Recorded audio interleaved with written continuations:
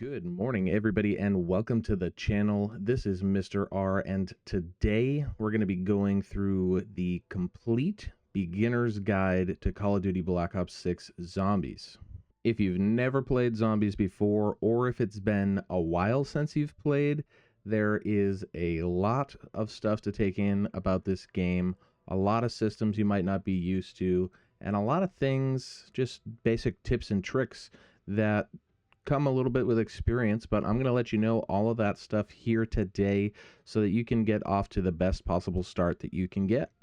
So as of today, if you jump into Black Ops 6 and you go to Zombies, you can click on Select Mission and you have a couple of options here. You have a standard game, a directed mode game, and then if there happens to be a limited time mode available at the moment, you'll see that here under standard and directed. Right now, the Squid Game event is still going on, so you've got Deadlight Greenlight here. And of course, you have save files and the Zombies training course. So standard mode is where the majority of the content happens, okay?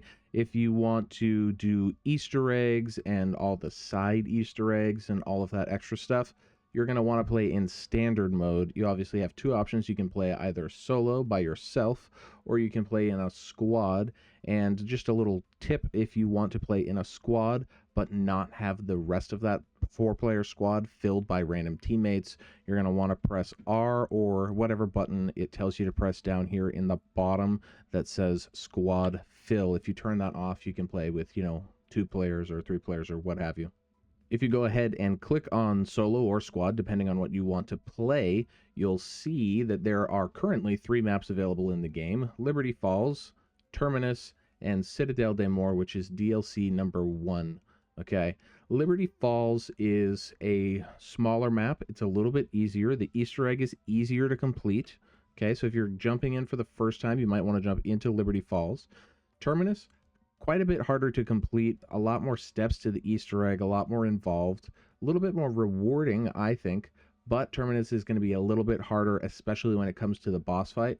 And Citadel des Morts is similar to Terminus, I think, in that it's a bigger map, it's got a lot more sort of systems and extra things to take into account. The Easter egg's a lot harder, but these are the 3 maps that are available right now. There is another map, DLC 2, coming out very soon from when this video is recorded. That map is called The Tomb. That map will be coming out in like 4 days from now. Directed mode is similar to standard mode in that you spawn into the game, you kill zombies, you complete the Easter egg, so on and so forth. But if you jump into directed mode, it basically guides you through the Easter egg and tells you the steps that you have to complete one by one. Directed mode, you can't do any side Easter eggs, but you can do the main quest, so you can sort of follow along with the steps that it gives you right on the screen in order to complete the steps for that main Easter egg. You have the same settings to either play in a squad or play as a solo person. And as of right now, all 3 of the maps that are in the game, Liberty Falls, Terminus, and Citadel des Morts, are all available for directed mode. Directed mode does not come out usually at the same time that the map comes out. For example, Liberty Falls and Terminus both released when the game was released back in October, but the directed mode didn't come out until a couple weeks later. Citadel des Morts, same thing, released sort of mid-season during Season 1, and then the directed mode released a couple weeks later.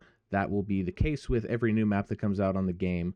The main map will drop, and then you'll have like a couple weeks to defeat the Easter egg, and then they'll bring in the directed mode after the fact. Of course, Deadlight Greenlight, like I said, is a limited time mode. This one's based on Squid Game, but there will be other ones that happen. Jingle Hells happened around Christmas time. There will be more that come out throughout the, the life cycle of the game, but that's basically you jump into it, and then there's, some sort of a different sort of rule set that makes it a limited time mode. The save files we'll obviously talk about a little bit more once we jump into the actual game here, but it's exactly like it sounds like. You can save your game and then jump back into a save file later on.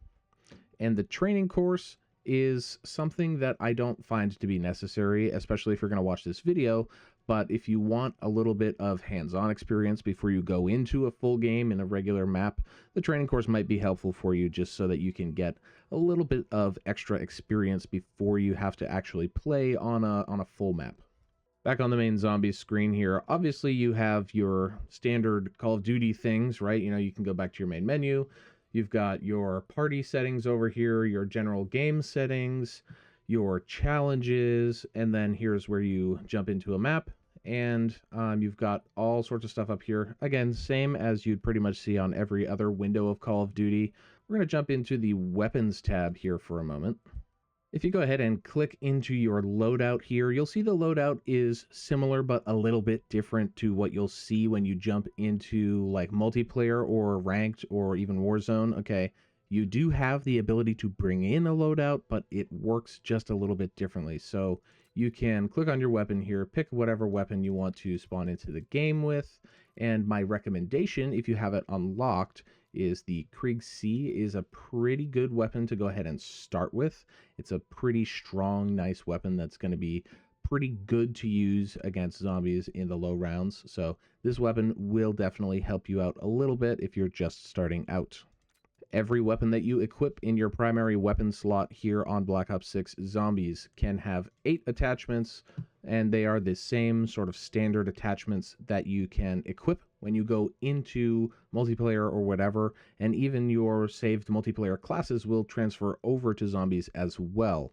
I think the attachments that are probably going to be the most useful for you here are your muzzle attachment, and you want to go ahead and put on the suppressor, because the suppressor gives you a chance to drop extra salvage, and I'll explain what salvage is in just a moment, and the CHF barrel, which gives you a headshot multiplier, so you'll do more headshot damage with the CHF barrel on.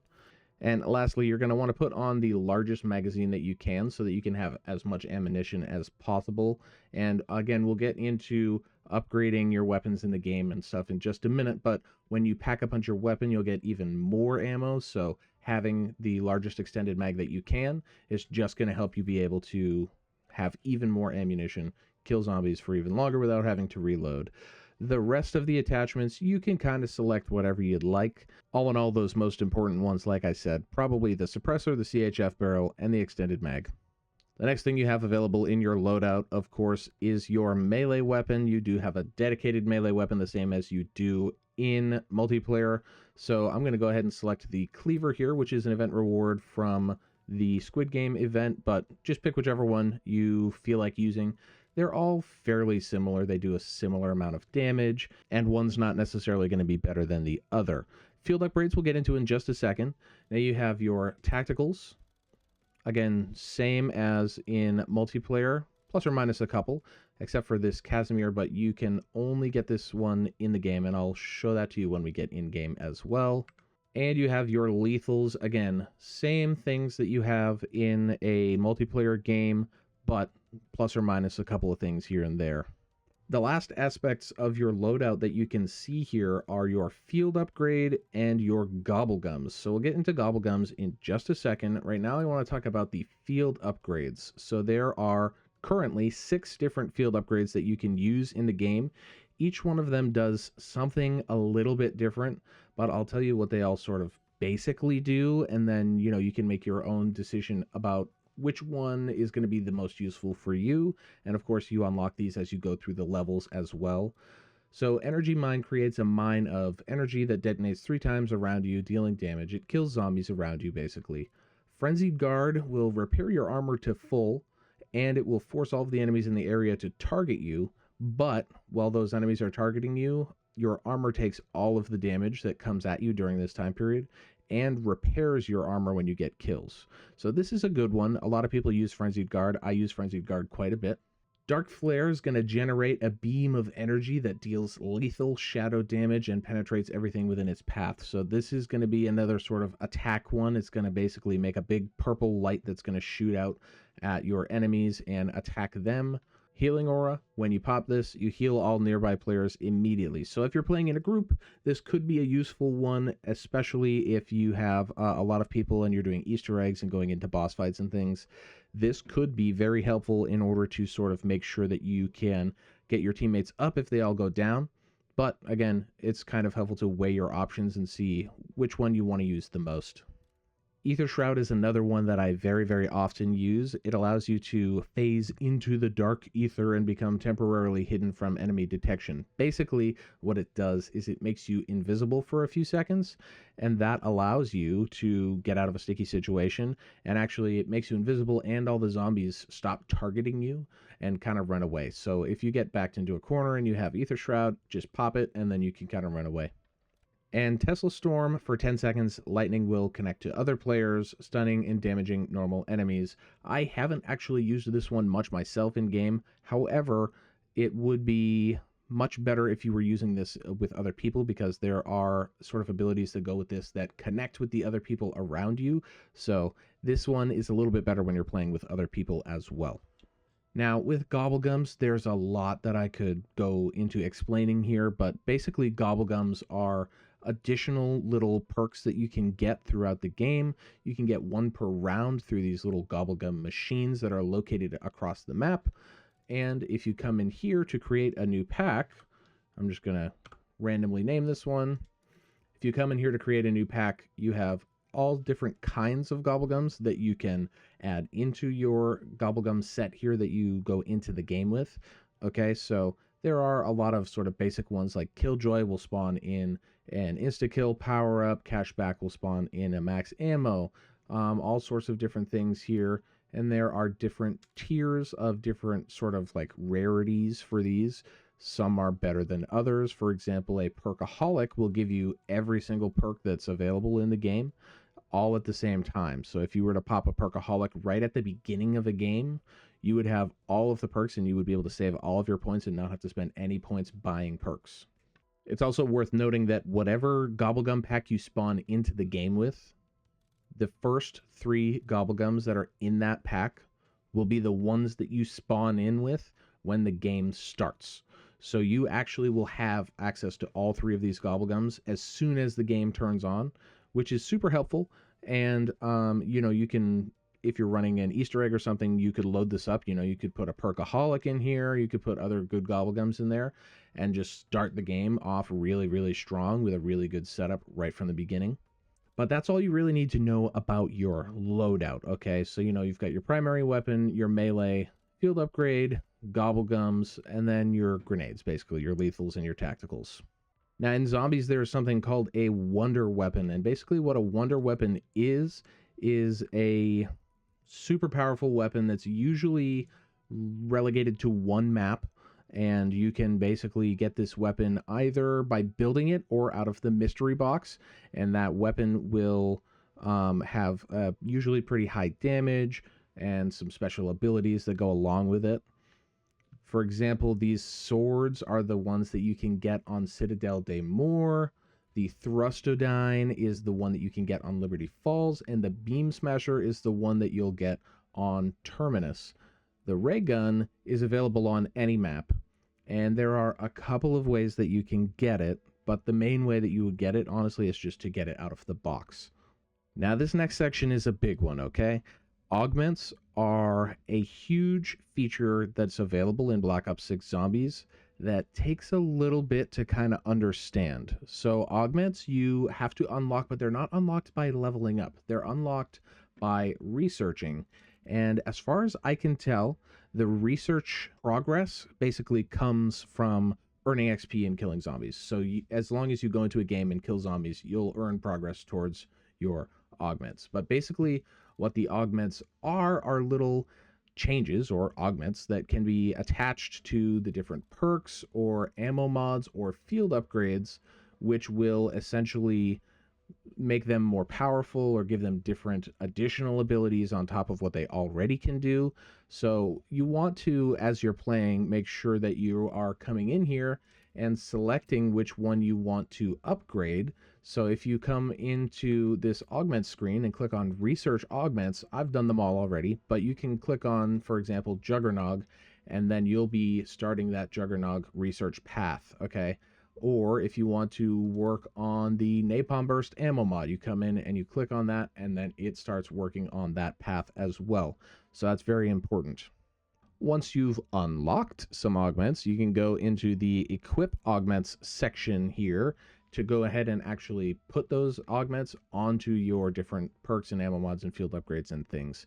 So I'm not going to go crazy in depth here on what you should or should not put onto certain things, but if you guys want to see a video that goes more in depth on that, I can explain sort of at least what I have on all of the different perks and ammo mods and field upgrades. But it's important to essentially select whichever one you think is going to be the most useful for you. Okay, so for stamina, for example, I like to be immune to fall damage. Some people may like to have increased tactical sprint duration or walking faster while aiming. Again, kind of up to you. There are some that are really better than others. So there are some that you may want to use. For example, with Juggernog, I think the best combination is reactive armor and durable plates. That's going to make it so that when your armor plates break, the enemies near you are stunned for a short period of time, and durable plates is going to increase the durability of your armor. However, some people think that probiotic is better. Probiotic just increases your health. So there are, again, some differences here in what might be considered best, but I'll make a video on that if there's enough interest in that as well. So once you've got your whole sort of setup ready, I would suggest that you head into a game and actually get started. Like I said, if you want to do that training course, you can go ahead and do that, but I think it's probably better to just jump right into a game and just start getting experience, okay? So what I'm going to suggest is that you probably start with Liberty Falls first, and if it's your first time playing, you should go on Liberty Falls on directed mode as well. Once you select the map that you want to play, it will give you the option to, again, edit your loadout or edit your augments, but you can go ahead and just start the mission right up if you're ready to go ahead and begin. So we're playing on directed mode right now, so it's a little bit easier, and there are also a cap on the amount of rounds that you can get to based on where you are in the Easter egg. So directed mode, like I said, is going to sort of guide you through, and it's going to cap the round that you're on in order to essentially just make it easier for you to beat that Easter egg. Now, when you spawn in, you want to try to shoot all of the zombies in the head if possible, okay? Shoot in the head, shoot in the head. Now, headshots are what's actually going to get you the most points in this game. It's called a critical kill, okay? In the past, knifing a zombie used to get you more points, okay? So let's do a body shot kill there is going to get you 90 points. A kill with your melee weapon is going to give you 105 points. A critical kill is going to give you 115 points. So, of course, if you're looking to earn points as quickly as possible, critical kills, probably your best bet. When you kill zombies, they have a chance to drop this little green outlined thing that you see on the screen. This is called salvage. You're going to want to pick this up. This is one of the 2 currencies that is available in the game. And when salvage pops up, you want to grab it because you're going to need a lot of it. And we'll get into what you use salvage for more in just a moment. One of your most important commodities is also going to be ammo, so keep an eye out for ammo boxes around the map.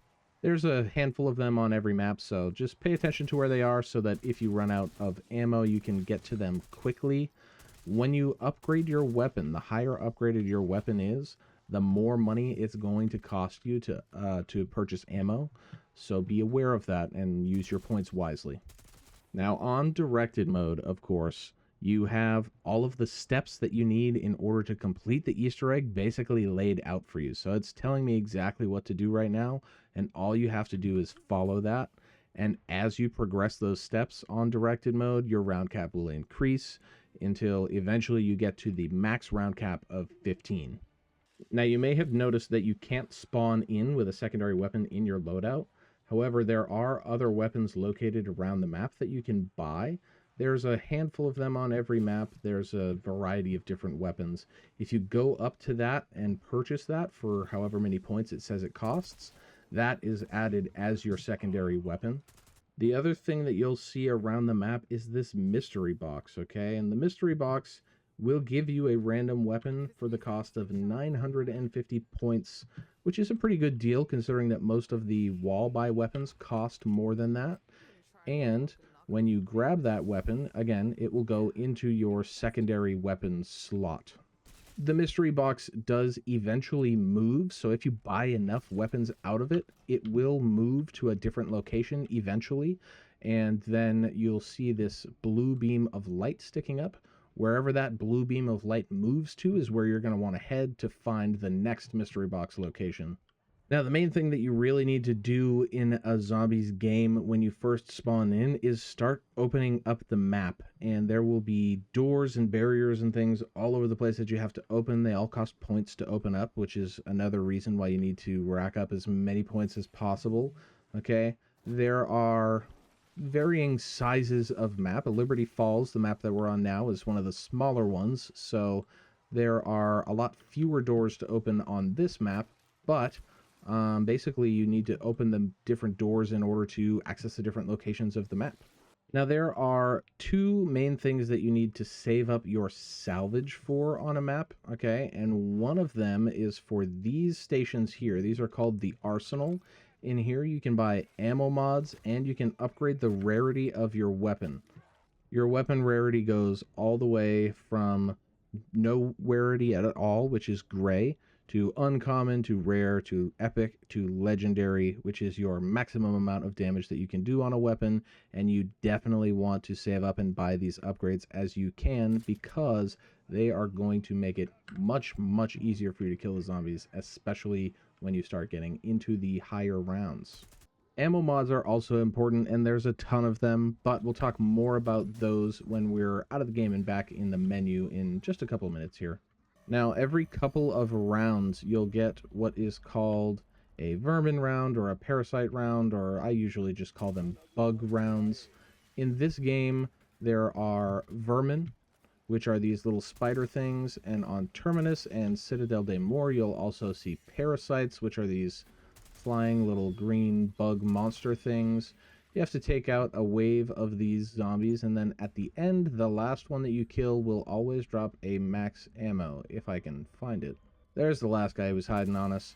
Kill him, and he will spawn really far away.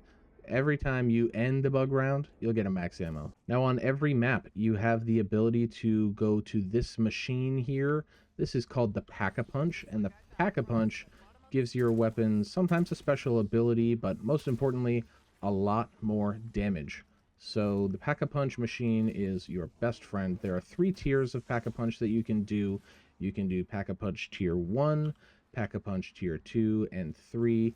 Your first Pack-a-Punch is going to cost you 5,000 points. Second one is going to cost 15,000, and the third one is going to cost 30. So they are pretty pricey.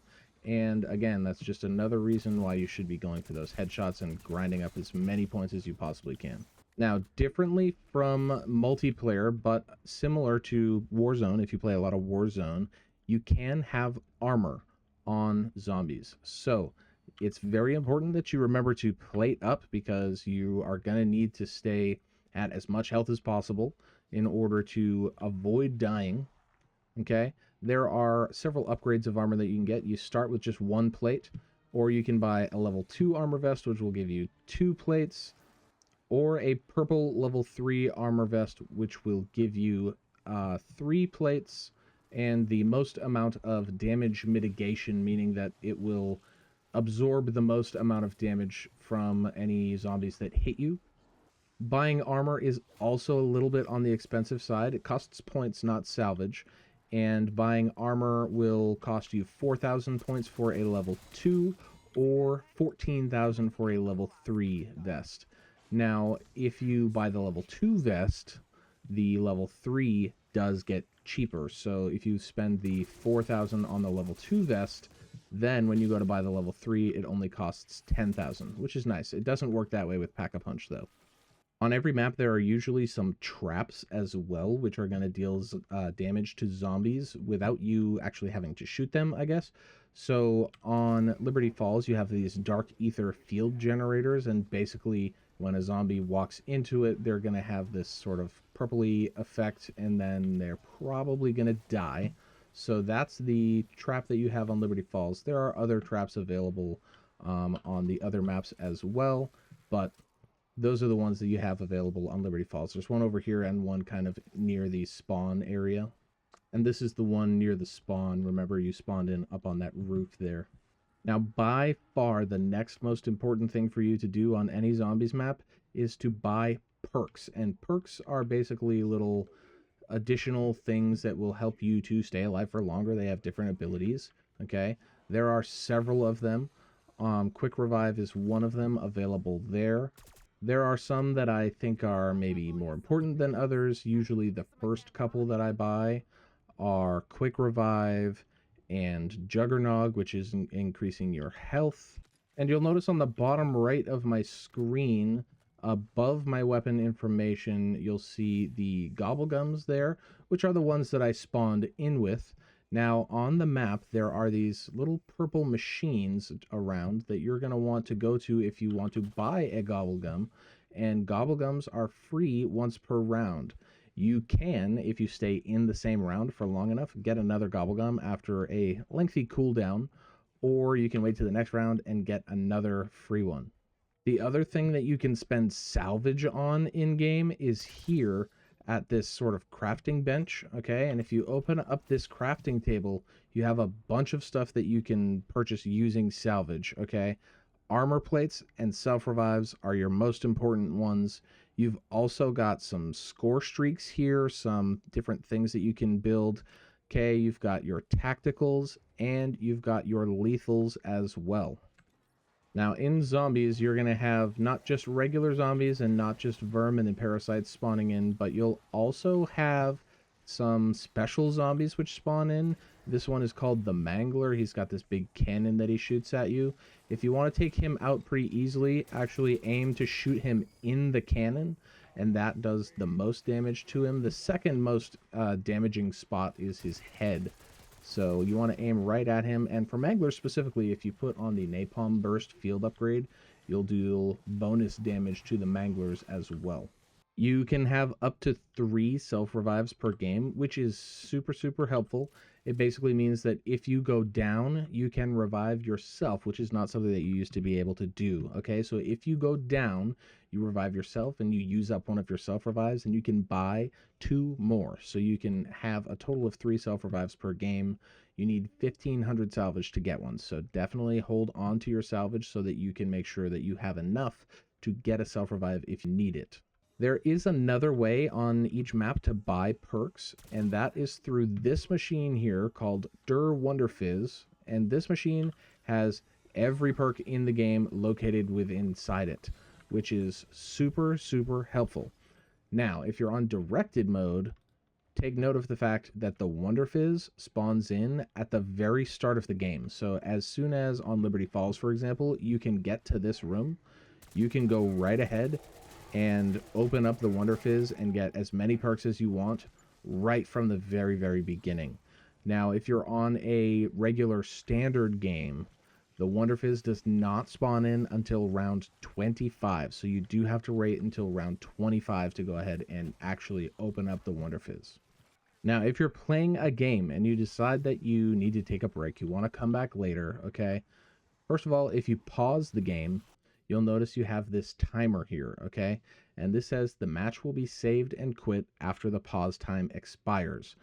A lot of people think that this is an annoying feature. I tend to agree. I don't like that the pause timer exists, but basically when that timer ends, so long as you are in a non-compromising position, you will just be saved and quit, and then you can come right back into this game. However, if you decide on your own that you'd like to save and quit and come back into the game at a later time, you can do that yourself by just pressing this save and quit button, which will take you back to the main menu. When you spawn back into your save file, all you have to do is pass 1 round, and then after you pass a round, you can save and quit again, as many times as you want. And as promised, I would tell you exactly what all of the ammo mods are and what they do as well. I didn't want to show you in game because obviously if I stood at that machine for too long, I would get attacked by zombies and die. But you have Dead Wire, which deals electric damage. You have Napalm Burst, which deals fire damage. Cryo Freeze, which deals frost damage. Brain Rot, which deals toxic damage, but what it really does is it essentially turns a zombie into an ally and allows that zombie to kill other zombies as well. You have Shadow Rift, which deals shadow damage, but basically what it does is it will teleport zombies at random to a location, you know, not super far away, but a little ways away. And then you have Light Mend, which deals what's called light damage. And basically, what this does is it drops little healing orbs that can heal you and the other players in your game as well. My three favorite ones are Deadwire, Napalm, and Cryo. And Deadwire is good for just sort of dealing damage. Okay, you have an electric burst that sort of extends out among the different zombies that are around you. Napalm burst is a similar effect but with fire. And Cryo freeze I like to use sometimes, particularly when I'm grinding for camos, because it can actually just slow down a horde of zombies and make it easier to get headshots on them. So Cryo freeze is one that I use quite a bit as well. But folks, there you have it. That is my ultimate sort of beginner's guide to how Black Ops 6 Zombies works. Of course, there are a lot more nuances to it, and you really have to play the game to get the experience and kind of figure out how to navigate the maps and what order you want to buy perks in and what augments you want to use and even what weapons you like the best. But if you've never played zombies before, or it's been a long time since you have, there's, like I said, a lot of sort of systems and different things in place that can be kind of challenging to navigate. So I wanted to make sure that at least going into DLC 2, everybody has the best chance possible in order to go in and have as much fun as possible by taking out as many zombies as you possibly can. So thank you guys for watching. This has been Mr. R. Make sure you like and subscribe. Tune into the channel for more videos, and I will see you very soon.